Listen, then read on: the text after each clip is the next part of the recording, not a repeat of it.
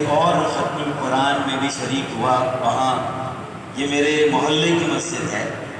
یہ میرے پڑوس میں واقع ہے. مجھے آپ نے ایک طویل عرصے کے بعد اپنے اس محلے کے پڑوسیوں سے ملنے کا موقع دیا. آپ تمام صاحبان کی خدمت میں السلام علیکم. اور اتنی محبت سے مجھے بلانے کا مقصد میرے خیال میں یہی ہے کہ آج صرف بریانی سے آپ کی خاطر تواضع نہ کی جائے، اس کے ساتھ آپ کو زردہ بھی پیش کیا جائے. تو یہ میرے خیال میں مجھے بلانے کا یہ مقصد لگتا ہے کہ بریانی کے ساتھ زردے کا اہتمام بھی ہو. اس ممبر پر بات کرنے اور اس کی ذمہ داری کو محسوس کرنا، میں سمجھتا ہوں کہ میرے لیے ایک بڑا امتحان بھی ہے کہ میں آپ کے سامنے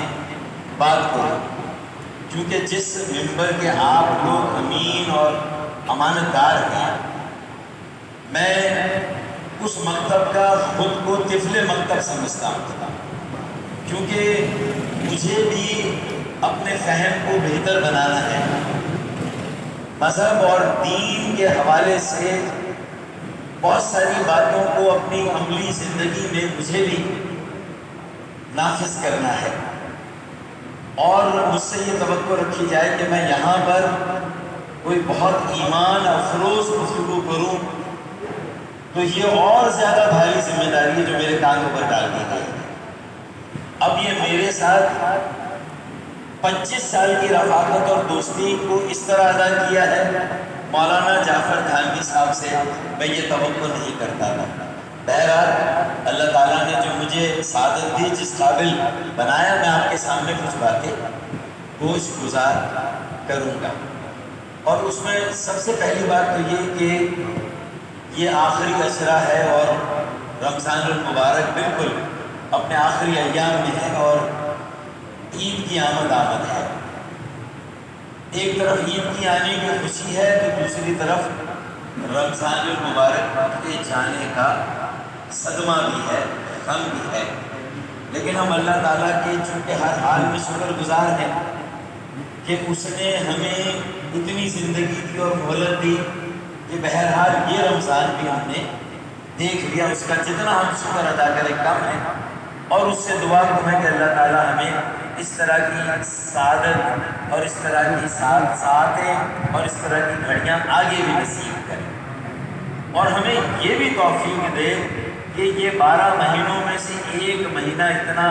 متبرک ہے، اتنا مقدس ہے کہ اس کی ساری ضرورتوں کو ہم صرف اسی مہینے میں پورا کریں، اور جو کچھ اس مہینے میں ہم عمل کریں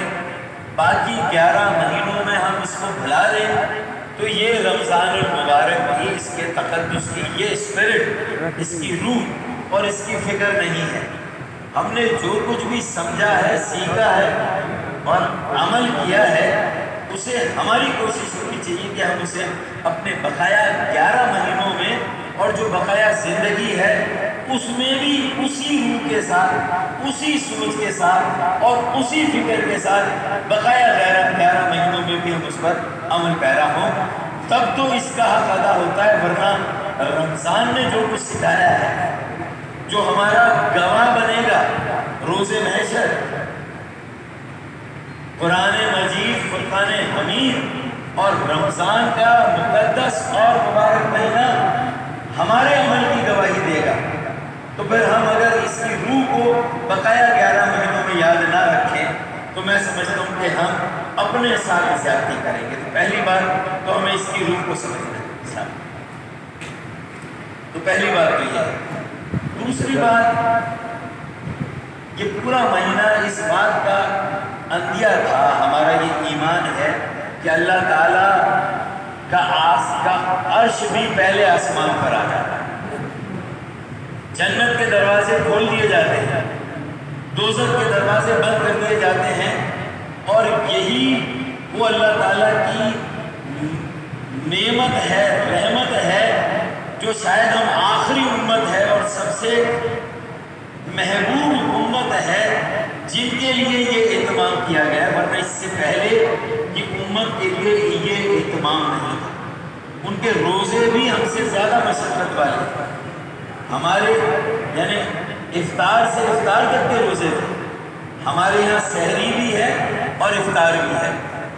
ہمارے یہاں یہ دونوں چیزوں کا اہتمام ہے۔ یہ اس سے پہلے کسی امت کو یہ عطیہ نہیں کیا گیا تھا جو ہمیں عطیہ کیا گیا، تو ہمیں اس بات کو بھی سمجھنا ہے۔ اور اس ماہ مبارک میں یہ بھی موقع ملتا ہے کہ ہم صلاۃ کے پابند تو ویسے بھی ہوں روزانہ کی بنیاد پر، صوم کی پابندی کر کے ہماری روزمرہ کی زندگی میں، کیونکہ نماز کے وقت متعین ہے لیکن صوم کا وقت تو سحری سے شروع ہو کر افطار تک جاتا ہے، تو اس کی پابندیاں گویا کہ ہم اپنے کاروبار کو کم کر لیں، اپنی تعلیمی اور دیگر سرگرمیوں کو کم کر لیں، لیکن ہمیں دین اور دنیا کو اگر ایک ساتھ لے کر چلنا ہے تو شاید صلاۃ میں یہ ممکن نہیں ہے، کیونکہ وہ تو پھر آپ کو خشوع اور خضوع کے ساتھ اللہ کی بارگاہ میں حاضر ہو جانا ہے، لیکن صوم کے دوران، روزے کے دوران یہ پابندی نہیں ہے کہ آپ دنیا کو ترک کر دیں، آپ اپنا کام کریں، کام کاج پر بھی رہیں، کاروبار پر بھی رہیں، تو دین اور دنیا کا بہترین امتزاج اگر عملی زندگی میں کہیں قائم ہو سکتا ہے اور اس کی کوئی مثال نظر آ سکے تو وہ روزے کی حالت میں نظر آ سکے۔ روزے میں یہ ممکن ہے کہ آپ ان دونوں کو ساتھ لے کر چلیں، اور پھر اس میں جب تراویح کا اہتمام ہوتا ہے تو مولانا صاحب یہ بھی آپ کو فضیلت مل جاتی ہے کہ نماز اور اس کے ساتھ جو دعا ہم کرتے ہیں تو گویا کہ ہم اللہ تعالیٰ سے مخاطب ہوتے ہیں اور ہم اللہ سے رجوع کرتے ہیں اور اللہ سے بات کرتے ہیں، لیکن قرآن جو کہ ہمارے مذہب کا، جو مذہب اسلام جسے ہم کہتے ہیں کہ یہ مکمل ضابطہ حیات ہے، مکمل ضابطہ حیات ہے، تو پھر قرآن پڑھنے سے، تراویحوں کا اہتمام کرنے سے جو ایک اور بات ہوتی ہے کہ قرآن اللہ کا تخاطب ہے، اللہ مخاطب ہوتا ہے، اللہ گفتگو کرتا ہے، وہ ہم سے بات کرتا ہے، اس کا مطلب یہ ہے کہ دعا ہم کریں اور نماز پڑھیں تو ہم رجوع کرتے ہیں، ہم اللہ کے حضور پیش ہوتے ہیں، لیکن اگر قرآن کی تلاوت کا اور قرآن کی تراویح کا اہتمام ہو تو اللہ تعالیٰ ہم سے گفتگو کرتا ہے، اللہ تعالیٰ ہم سے بات کرتا ہے، وہ ہم سے مخاطب ہوتا ہے۔ میرے فہم میں اتنی بات تو ہے۔ اب اللہ تعالیٰ ہم سب کو یہ موقع دیں کہ اگر ہمارے فہم میں یہ بات ہے تو پھر یہ ہماری ذمہ داری بھی بنتی ہے۔ ایک تو کسی کو معلوم ہی نہیں یہ ساری بات ہے تو پھر اس کی ذمہ داریوں میں یہ بات نہیں ہوتی، تو پھر اس مہینے کے جاتے جاتے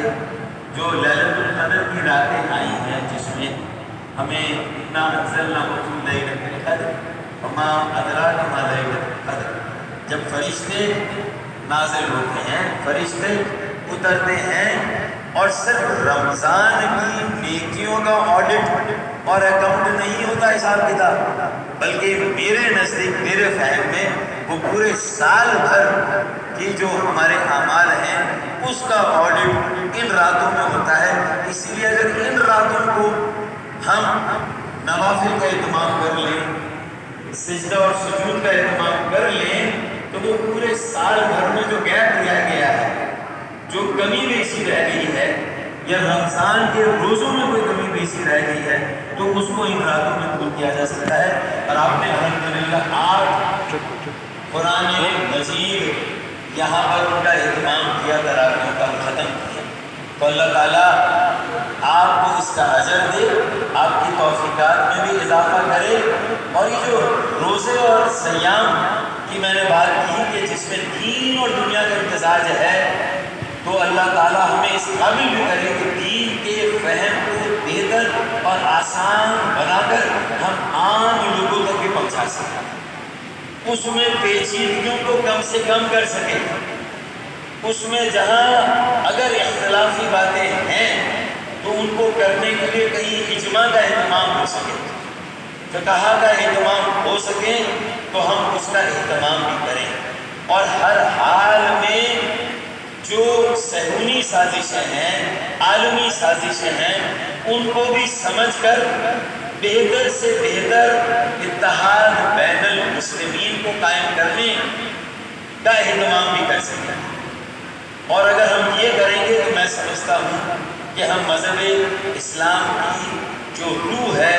اس کو ہم صرف اپنی ذاتی زندگی میں نہیں، اپنی اجتماعی زندگی میں، اپنے معاشرے، اپنی معاشرت، اپنی معیشت اور اپنی سیاست میں بھی نافذ کرنے کے قابل ہو سکیں۔ مجھے یہ امید ہے اگر ہم ایک چیز ہاتھ میں پکڑ لیں کہ اتحاد بین المسلمین کو ہر حال میں قائم رکھیں۔ میرا اختلاف کسی اور عقیدے، کسی اور مسلک، کسی اور نظریے کے میرے بھائیوں سے ہو سکتا ہے، لیکن کچھ کم سے کم نکات بھی ایسے ہیں جن پر ہمارا اتفاق رائے ہو سکتا ہے۔ اور اس پس منظر میں میں آخری بات کروں، اس رمضان کا مجھے اگر ایک تحفہ نظر آتا ہے، میں نے یہ قومی خبروں میں سنا، میں نے یہ عالمی خبروں میں بھی سنا کہ پہلی مرتبہ سعودی عرب اور ایران کے مذاکرات شروع ہوئے۔ یہ میں نے حال ہی میں سنا، اور اگر ایسا ہوا ہے تو کم از کم بہت ساری ایسی باتیں جو اس سطح سے نیچے اتر کر آتی ہیں اور ہم سب کے لیے مشکل کا باعث بنتی ہیں، ہمارے انفرادی رویوں کی وجہ سے جو مشکلات پیدا ہوتی ہیں، مجھے یقین ہے کہ اگر یہی روح، یہی اسپرٹ اور نظریہ اتنا اوپر سے صلاحیت کر کے نیچے آئے گا،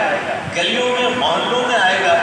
تو مجھے یقین ہے کہ ہم صحیح معنوں میں اپنے مذہب کے سفیر بنیں گے، اس کی فہم کو صرف اپنے تمام بھائیوں تک نہیں بلکہ اغیار تک بھی پہنچائیں گے۔ اور وہ جو بڑی مشکل سے ایک بات قائم ہوئی ہے، میں نے بہت ساری باتیں دیکھی، آخری بات کر رہا ہوں کہ اسلام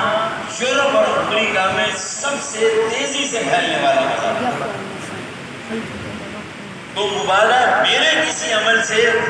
اس کی اسپیڈ کم نہ ہو جائے، مذہب کے پھیلنے کی، اسلام کی پوری دنیا میں پھیلنے کی اسپیڈ